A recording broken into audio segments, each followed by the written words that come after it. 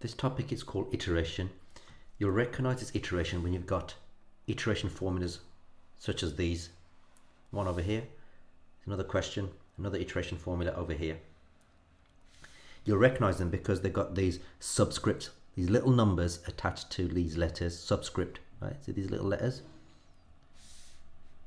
Okay, these are subscripts. So if you come across anything like that, then the topic is most likely going to be iteration. Right, let me explain the subscript thing. Right, that's pronounced x subscript 1 or x sub 1, or you can just call it x1, x2, x3, right?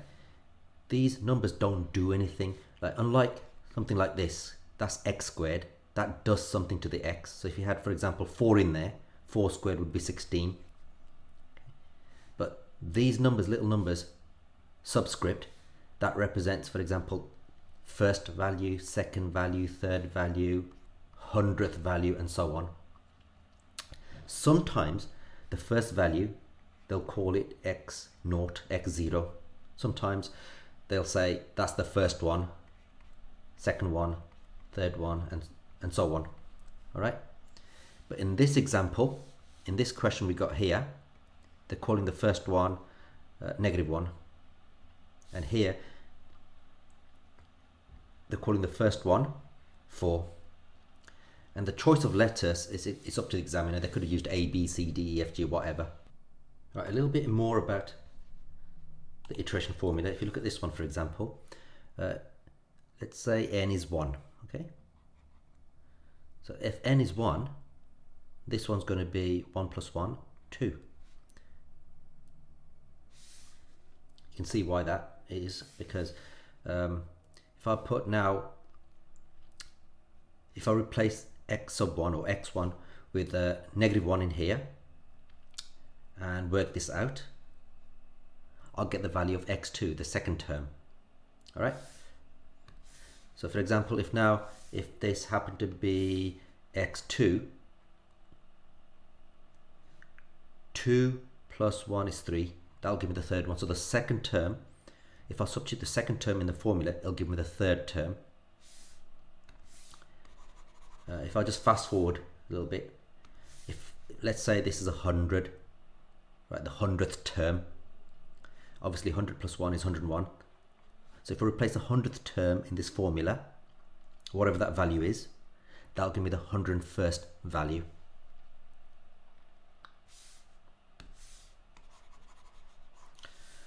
So I'm going to work this one out, this question now. Right, the first one, right, let's just write this down, x1, x2, I'm only after x2 and x3. x1 is already given, it's -1, it's right here.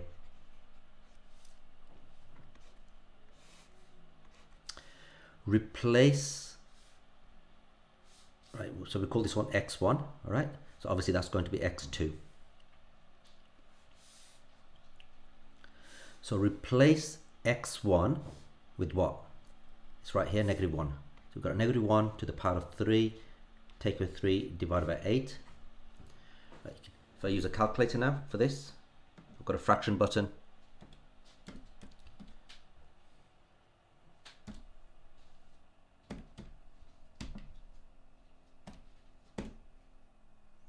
Minus 0.5, I get minus 0.5.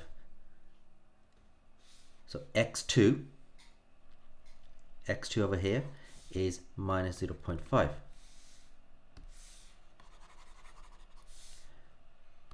Now replace this one with x2. Obviously that will give me the third one. So the second term will give me the third term. x2 is what now?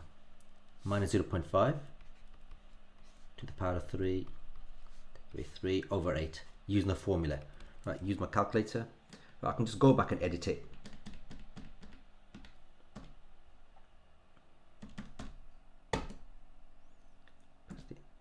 I get minus 0.39.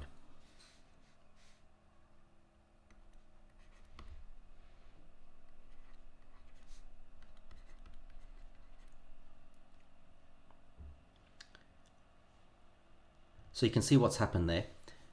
By substituting the first value in there, that'll give me the second value. By substituting the second value into here, that'll give me the third value. Substituting the third value in here will give me the fourth value, and so on. I'm going to show you a quick way of doing this. Right, a quick way of getting x2, x3, x4, 5, 6, 7, whatever, right? I'll show you. Right, we start off with the formula, the first value. Remember, the first value, x1, is -1. Right, start with a fraction. Right, remember the first value, x1, is worth -1. So all I'm doing is entering the formula, the iteration formula. Right, now, if you look there, that's x1. And if I work that out, if I press the equal button now, that'll give me x2, the second value. There's the second value, -0.5.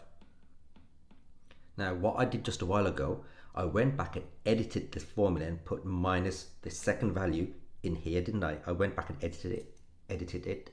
Right, so now, instead what I'll do, I'll delete that and press N.Das button. Now, what does N.Das have? The N.Das button is like a memory. It holds the previous answer. What was the previous answer in my calculator? It was -0.5. Remember, -0.5 was here. Now, if I press the equal button now, that'll give me the next value, right? Now, if I press the equal button again, remember now in the N.Das, what's in the N.Das is this one now. So if I press the equal button now, it's going to replace the N.Das with this number. So press the equal button again. It's giving me the next value, the next term, right? If I was to press the equal button again, it'll replace the N.Das with whatever this is. And I can keep going, keep on getting the next value, the next value, and the next value. Notice it's not changing now, right? So if I was to round this to 6 decimal places as required by question B, 1, 2, 3, 4, 5, 6 decimal places, the answer for question B, let's write that down.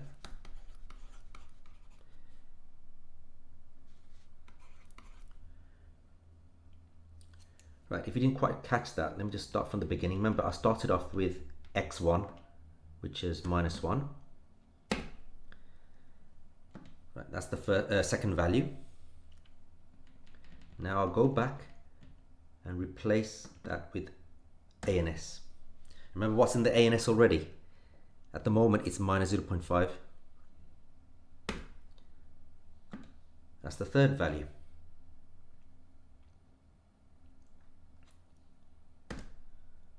Fourth value. Fifth value. Look, if I press it again, it changes. It's even more accurate. It's kind of narrowing down to a number. Now notice, up to 6 decimal places, up to here, it's not going to change.